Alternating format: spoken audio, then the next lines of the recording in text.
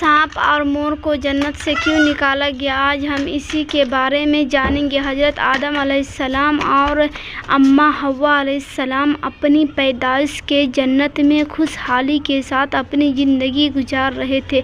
शैतान जन्नत और आलमे बाला से निकाला जा चुका था, इसलिए शैतान के दिन में हज़रत आदम अलैहिस्सलाम की दुश्मनी थी और इंतकाम की आतिश उसके दिल में भड़क रही थी। दोस्तों, शैतान को जब ये मालूम चला कि हज़रत आदम अलैहिस्सलाम को जन्नत के तमाम मेवे खाने की इजाज़त मिल चुकी है, लेकिन शजरे ममनुआ यानी गंदम के दाने को खाने से मना कर दिया गया है, तब शैतान ज़मीन से आलमे बाला यानी जन्नत की तरफ रवाना हुआ।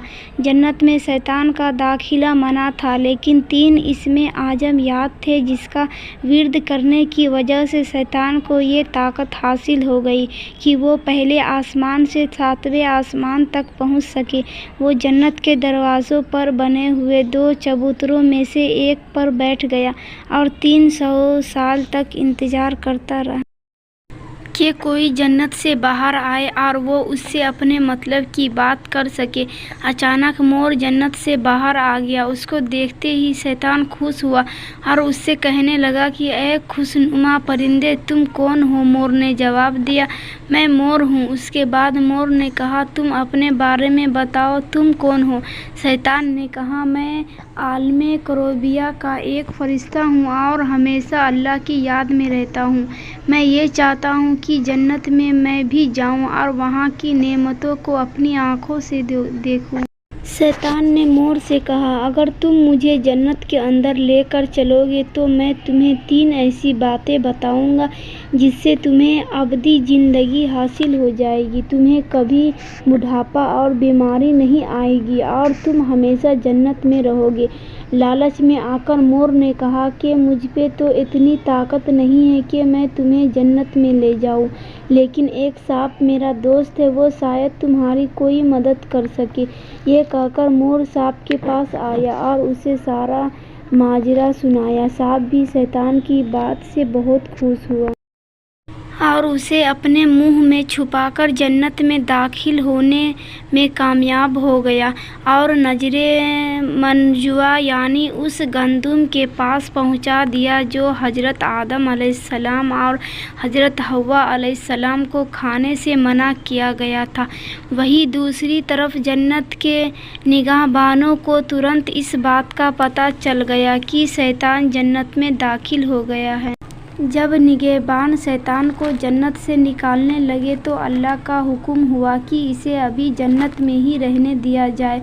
शायद ये भी हज़रत आदम अलैहिस्सलाम का इम्तिहान था या अल्लाह की कोई हिकमत थी। जन्नत में रहने का हुक्म जब शैतान को मिल गया तो वो हज़रत आदम अलैहिस्सलाम और अम्मा हव्वा अलैहिस्सलाम के पास जाकर मोहब्बत और अकीदत का इजहार करने लगा और ये दोनों उस शैतान को पहचान नहीं सके क्योंकि उसने अपना हुलिया बदल लिया था। हज़रत आदम अलैहिस्सलाम और हज़रत हव्वा अलैहिस्सलाम को जन्नत से निकालना गया। उसने हज़रत आदम अलैहिस्सलाम से कहा कि मैं चाहता हूँ कि आप जन्नत में इसी तरह से खुशहाल ज़िंदगी गुजारते रहें। हज़रत आदम अलैहिस्सलाम शैतान की बात सुनकर गहरी सोच में डूब गए। शैतान ने कहा, अगर आपने मेरी बात पर अमल किया तो यकीनन आपको हमेशा जन्नत की हर नेमत हासिल रहेगी। ये सुनकर हज़रत आदम अलैहिस्सलाम शैतान के बहकावे में आ गए और पूछे कि ये किस तरह मुमकिन है। तब शैतान ने कहा, अगर उस गंदम के दाने को अगर आप दोनों खा ले तो आपको अबदी हयात हासिल हो जाएगी और आप जन्नत में ही रहेंगे। ये बात सुनकर हज़रत आदम अलैहिस्सलाम के दिल में रुझान पैदा हुआ, लेकिन उनके दिल में अल्लाह की नाफरमानी का खौफ आ गया। लेकिन हज़रत अम्मा हव्वा शैतान की बातों में आ गई और उनके कहने पर दोनों ने उस गंदम के दाने को खा लिया, जिसके बाद दोनों बेलिबास हो गए। जन्नत में हर नेमत मौजूद थी। हज़रत आदम अलैहिस्सलाम खुश थे मगर तन्हा रहने थे। اس کے بعد اللہ تعالیٰ نے ان کی تنہائی کو ختم کرنے کے لیے ان کی پسلیوں سے حضرت حوا کو پیدا فرمایا۔ دونوں ایک ساتھ رہنے لگے۔ اللہ تعالیٰ نے انہیں ایک خاص پھل کے قریب جانے سے منع کیا۔ فرمایا اگر تم نے اسے کھایا تو ظالموں میں شمار ہو جاؤ گے۔ اسی جنت میں مور اور سانپ بھی رہتے تھے۔ ان کا جنت سے باہر بھی آنا جانا تھا۔ ایک دن شیطان نے انہیں روکا اور کہا کہ مجھے بھی جنت میں لے کر چلو۔ انہوں نے کہا اللہ نے ہمیں منع کیا ہے۔ شیطان نے مور اور سانپ کو جذباتی واسطے دینا شروع کر دیا۔ پھر سانپ نے شیطان سے کہا کہ تم سانپ بن جاؤ اور مور تمہیں نگل لے گا اور جنت میں لے کر جائے گا، اگل دے گا۔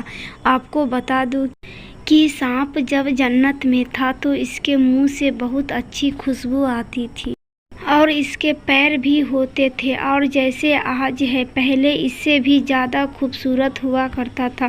اس کے پیر بھی خوبصورت تھے۔ بس مور نے جنت میں شیطان کو لے کر جا کے اگل دیا۔ اس کے بعد شیطان جنت میں حضرت آدم اور حضرت حوا سے ملا۔ انہیں اس پھل کے بارے میں بہکانے لگا۔ حضرت آدم نے کہا ہمیں اللہ نے منع کیا ہے۔ ایک دن حضرت آدم علیہ السلام سو رہے تھے، تب شیطان حضرت حوا کے پاس گیا اور انہیں پھر سے اس پھل کے بارے میں بہکانے لگا۔ چلی گئی اور اس پھل کو کھا لیا۔ جب حضرت آدم علیہ السلام اٹھے تو افطار کر کے انہیں بھی کھلایا۔ اس کے بعد ان کے جسم سے جنت کا لباس غائب ہو گیا۔ اس کے بعد انہیں بہت شرمندگی ہوئی اور اللہ سے رو رو کر معافی مانگنے لگے۔ اللہ نے انہیں جنت سے نکال دیا اور لمبے وقت تک انہیں زمین پر رکھا۔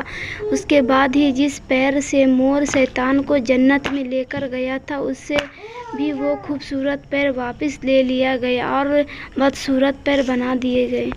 اور جس منہ سے سانپ نے مشورہ دیا تھا اس نے اس کی منہ کی خوشبو چھین لی گئی اور اس کے پیر چھین لیے گئے اور جنت سے نکال دیے گئے۔